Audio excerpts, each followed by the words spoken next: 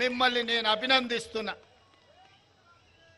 సరే, ఏనుగులను తినేటోడు పోయింది అనుకుంటే పీనుగలను తినేటోడు వచ్చిండు. ఆమె 100 రోజుల్లో చక్కెర కర్మాగారం తెస్తా అన్నది. ఇక మా బండి గుండు ఉన్నారా మీ దగ్గర? ఇక బండిని గుండును నమ్మేటట్టు లేదని మీకు బాండ్ పేపర్ రాసిచ్చిండు, 5 రోజులల్లా మీకు పసుపు బోర్డు తెస్తా అని. మరి రాజ్నాథ్ సింగ్ గారు, రామ్ మాధవ్ గారు, భారతీయ జనతా పార్టీ నాయకులందరూ చెప్పిండ్రు పసుపు బోర్డు ఇస్తామని. మరి నరేంద్ర మోడీ గారు చివరికి మొన్న పసుపు బోర్డు ఇస్తామని జీవో ఇస్తే అక్కడ నిజామాబాద్ అనేది మర్చిపోయిండు. అందులో మీరు ఒక్కసారి ఆ జీవో చూడండి, అందులో ఏంది లేదు. ఎక్కడ పెడతాడో నాకు తెలియదు. హిమాలయ పర్వతాలలో పెడతాడో, శంకరగిరి మాన్యంలో పెడతాడో, లేకపోతే నిజామాబాద్ గడ్డ మీద పెడతాడో. ఇవాళ కాడికి వరకు అది రాలే. కానీ ఆయన మారు వేషంతో ఇక్కడ పెట్టిన స్పైసెస్ బోర్డును అదే పసుపు బోర్డు అని నమ్మించే ప్రయత్నం చేసిండు, బుకాయించే ప్రయత్నం చేసిండు. గిదే గది గదే గిది అని. నేను అడగదలుచుకున్న మిత్రుడు ధర్మపుర అరవిందును, గ్రామాలలో బట్టలు ఉత్కనికే రిన్ సబ్ అని ఉంటుంది. ఈ రిన్ సబ్కు డూప్లికేట్ కింద సేమ్ అట్లనే ఉంటుంది రన్ సబ్ అని ఒకటి వచ్చింది. ఏమయ్యా మిత్రమా అరవిందు, పసుపు బోర్డుకు స్పైసెస్ బోర్డుకు తేడా తెలియనోళ్ళనే మా రైతులు. ఆకాశం వంక ఇట్లా చూడకుంటేనే మబ్బులు ఎప్పుడైతాయో, మేఘాలు ఎప్పుడు కమ్ముకుంటాయో, వాన ఎప్పుడు కురుస్తుందో, పసుపు ఎప్పుడు వేయాలో, కందులు ఎప్పుడు పండించాలో, మిర్చి ఒడ్లు ఎక్కడ వేయాలో, ఏ భూములు వేయాలో తెలిసిన వాళ్ళు మా నిజామాబాద్ జిల్లా రైతులు. వెనకటికి ఎవడనంట తాతకే దగ్గు నేర్పిండట. ధర్మపురి గారు ఇవాళ మా నిజామాబాదు రైతులకు బోర్డుల గురించి చెప్తున్నాడు. ఒకవేళ నిజామాబాదు రైతుల గురించి తెలుసుకోవాలంటే అరవింద్, నువ్వు కాన్వెంట్ స్కూల్లో చదివినా నీకు పెద్ద తెలియదు, కానీ ధర్మపురి శ్రీనివాస్ గారిని అడుగుండి చెప్తారు ఈ ప్రాంత రైతులు ఎంత చైతన్యవంతులు.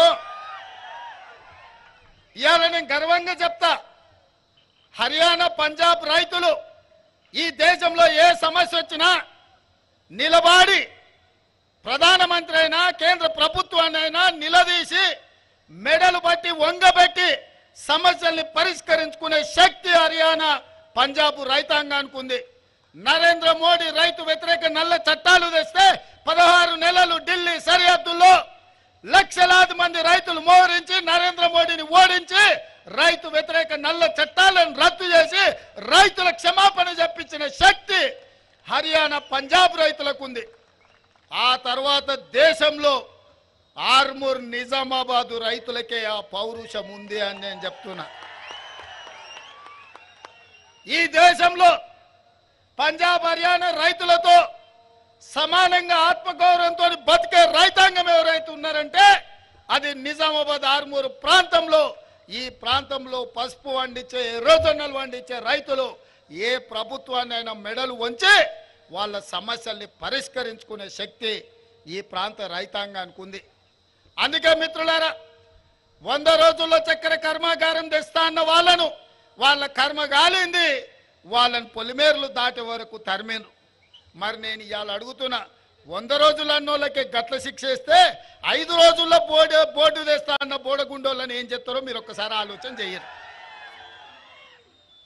కానీ మా పెద్దలు జీవన్ రెడ్డి గారు, నేను మీకు ఒక మాట చెప్పదలుచుకున్నా. అన్న మీరు కరీంనగర్లో ఎంపీకి పోటీ చేయాలని చెప్పి ఎంబడబడ్డా.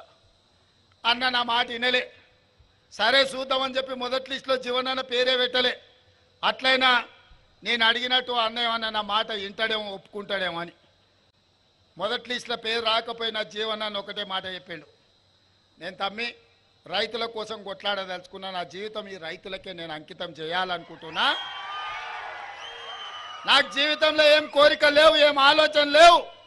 ఆనాడు అసెంబ్లీలో గెలిస్తే ఈ రాష్ట్ర వ్యవసాయ శాఖ మంత్రిగా ఈ రాష్ట్ర రైతాంగానికి, నిజామాబాదు రైతాంగానికి తోడు ఉండాలనుకున్నా. కానీ అదృష్టం బాగలేదు. మళ్ళీ ఈరోజు పార్లమెంట్ చేస్తున్నా. నేను నిజామాబాదులనే చేస్తా. నా కోరుట్ల, జగిత్యాల, నిజామాబాద్ పార్లమెంట్లు ఉంది. నిజంగా రైతులకు నేను అండగా నిలబడాలి, పార్లమెంట్లో మాట్లాడాలి, పసుపు బోర్డును, చక్కెర కర్మాగారాన్ని తెరిపించాలి, ఈ ప్రాంతాన్ని అభివృద్ధి పదం వైపు నడిపించాలి, రైతులకు గిట్టుబాటు ధర ఇవ్వాలి అని